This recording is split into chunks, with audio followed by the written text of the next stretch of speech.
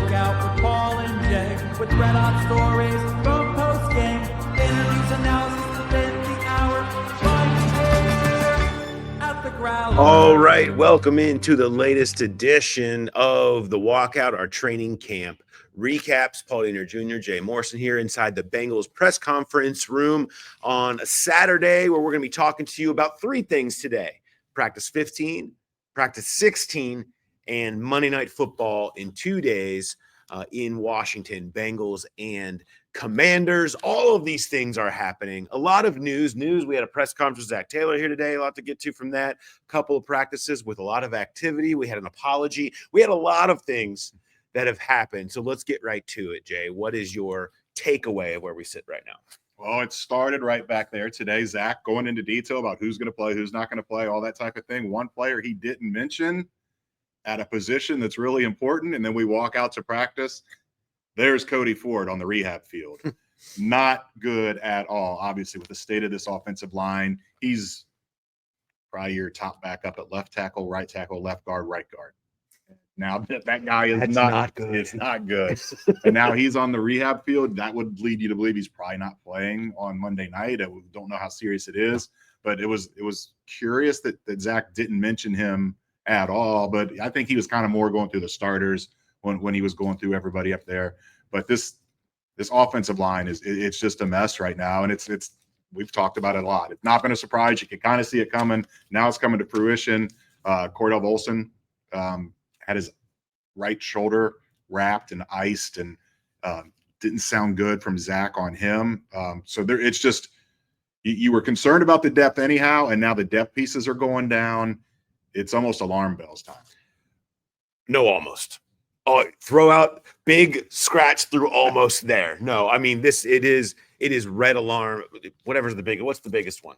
Are we in DEFCON situation? Do you know your DEFCON scale? DEFCON, actually, everyone thinks DEFCON 5 is the worst. DEFCON 1 is the worst. It goes the opposite way. We're DEFCON 1. We're at DEFCON 1.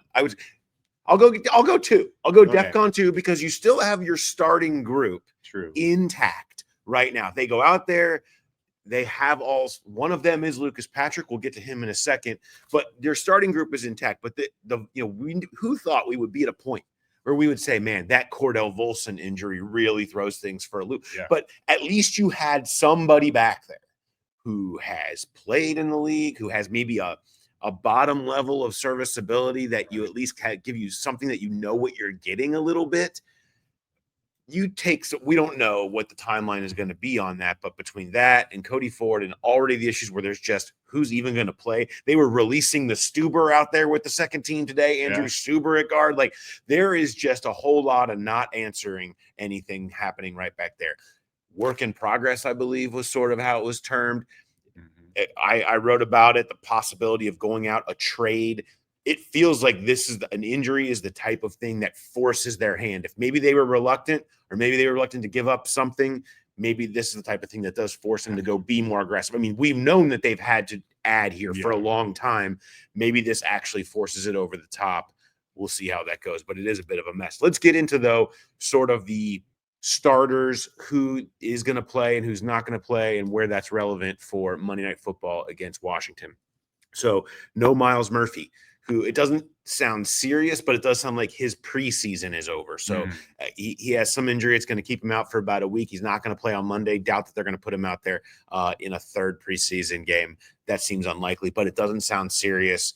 Out for the preseason games, but sounds like ready for week 1 at that point. So he won't play. Geno Stone's not going to play, but he has been out there the last couple of days. Yeah. He was on the week-to-week scale earlier, so good to see him out there and in pads and starting to do some things. Not in team, but being actually out there. Mike Gesicki not out there yet. They're just taking their time with him. No worries on that. We mentioned Volson. Jermaine Burton is not going to play. He's starting to do a little bit more. He was on the rehab field, so we'll see how that comes along. Maybe he ends up playing in the third preseason game, TBD on that. Who is going to play, though? Cam Taylor-Britt and Dax Hill. Yeah. This is, for Dax specifically, it's been a long way back from his ACL. To me, I think one of the coolest developments is to see that Dax is going to be able to play on Monday. That's a big deal. Yeah, it is. And we'll see where I assume he'll be in the slot, but they've been using him all over. But it will be good to see him out there. Be good to see Cam Taylor-Britt too. He didn't play against Philadelphia.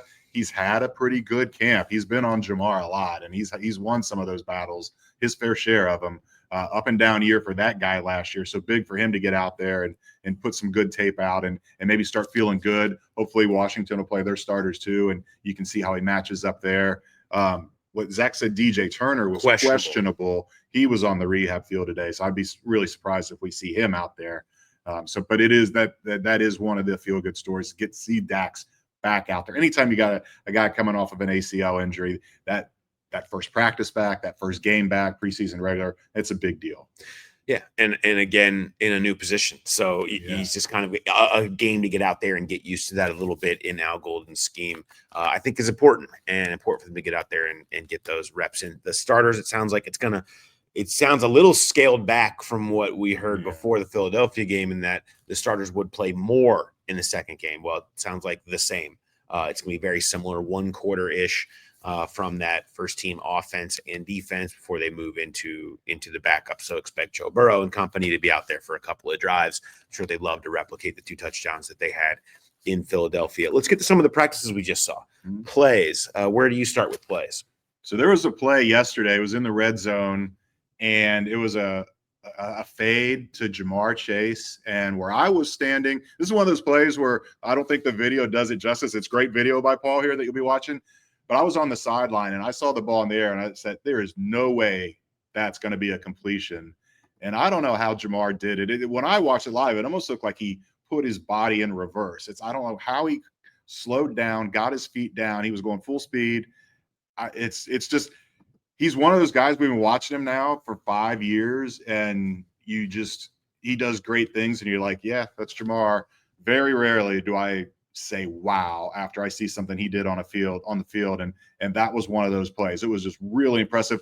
Not to take anything away from the touch from Joe Burrow where he put the ball in the perfect place. That's great coverage. It's Josh Newton, right? Yes. And just unreal job by Jamar to catch that ball for the touchdown. There's so many plays that we watch out here, and it's just every day there's a 1 or 2 where it's like, well, that's unstoppable. Joe to Jamar, they have been absolutely cooking with gas out here in the practice field. There was another one. I want to bring this one up. This is same red zone drill, other corner touch from Joe Burrow, and this time it's Andre Yosivas, just drops it absolutely right in the bucket.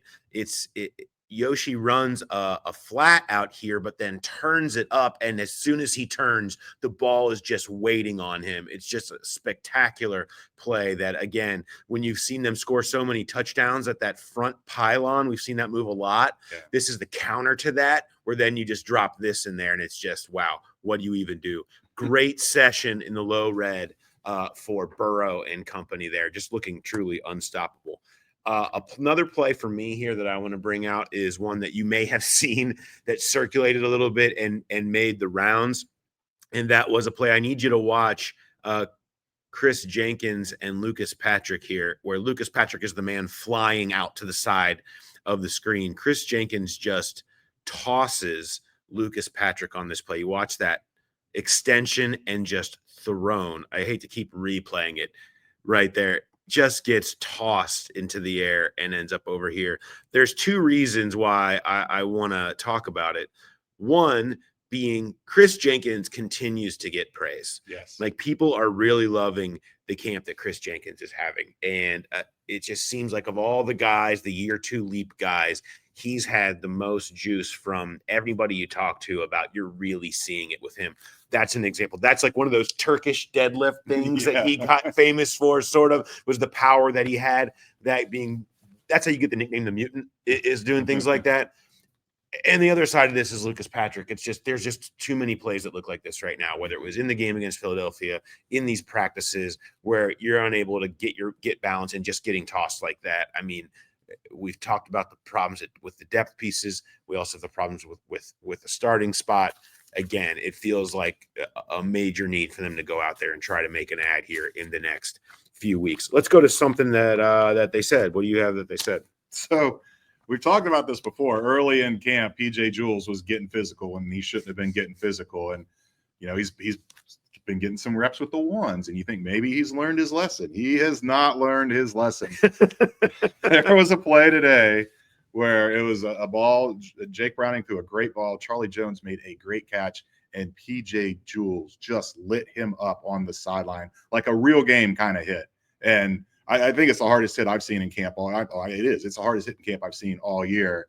And even PJ's teammates on the defense are like, whoa. And Jordan Battle's like, come on, PJ. Yeah. He's like, just give him a little love tap. Let him know you're there. And so PJ starts walking back onto the field, and Jordan walks back the other way, and he looks over at his fellow starters. He says, I do kind of like it, though. Yeah. And it's that edge that PJ Jules plays with.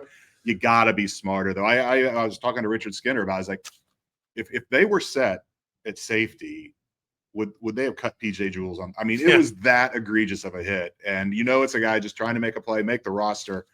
But man, especially a guy like Charlie Jones coming back from all these injuries. It's one thing if you in a game, you're probably going to take a shot on that kind of ball. You're not expecting to get hit there. And to his credit, he bounced right back up and jogged back, didn't say anything.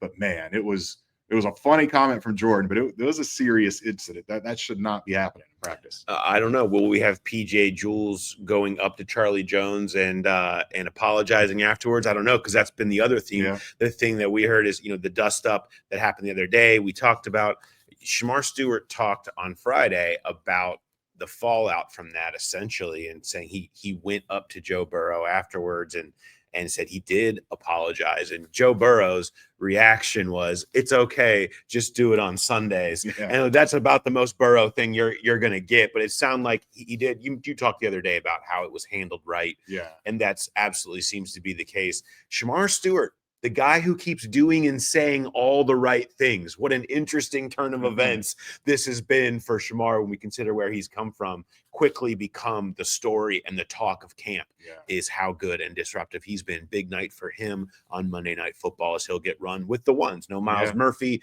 You have to assume that you will see him and Osai out there as the first team edge rushers. And so a chance to see him against Washington, assuming Washington's playing their starters at least a little bit. Yeah. So you probably see him against some real competition. That'll be fun to watch.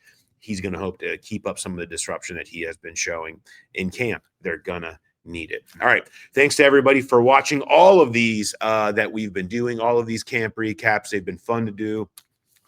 There's 2 more camp practices that we get to watch that are in between the games. So Monday night against Washington, Saturday at 1:00 at home against Indianapolis. So we'll have you covered all the way in between there. So make sure you keep it locked to the YouTube channel. Thanks for subscribing to that. The walkout presented by Joseph Toyota Cincinnati will be coming your way overnight, in the overnight hours of Monday night. We'll react to that game and everything that happened. We hope you will check us out there then. Thanks everybody for watching and listening. We'll talk to you next time.